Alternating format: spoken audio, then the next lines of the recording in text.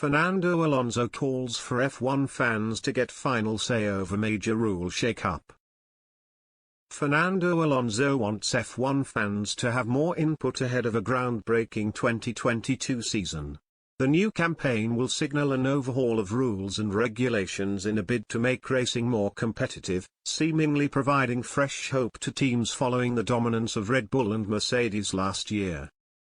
As well as restrictions on aerodynamic testing, tire widths, and development of engine power units, there are also proposals from the FIA to extend the amount of sprint qualifying sessions.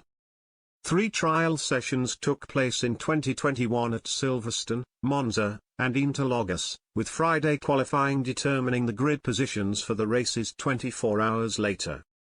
They were held over distances 1/3 of that of the Grand Prix itself, with 3 points awarded to the winner, 2 to the runner-up, and 1 to the third-place finisher, with final spots also determining the grid for Sunday's full race.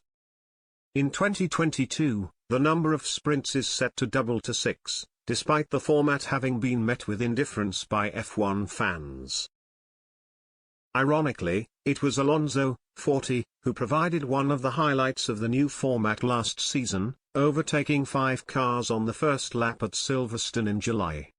And now the Alpine driver has said the supporters should be given a big say of the matter, encouraging the FIA to seek feedback on sprint races in a bid to gauge if they are providing more excitement and entertainment. I think this format is made for the fans, to improve the spectacle and to attract different and new fans to the sport, Alonso was quoted as saying by motorsport.com in Spain. So I think we should ask them and see what they think.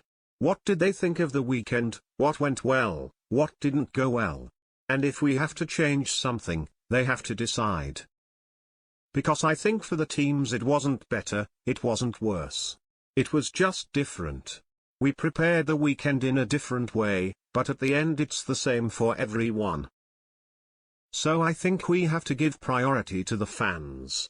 And they have to tell us what they didn't like and try to improve it.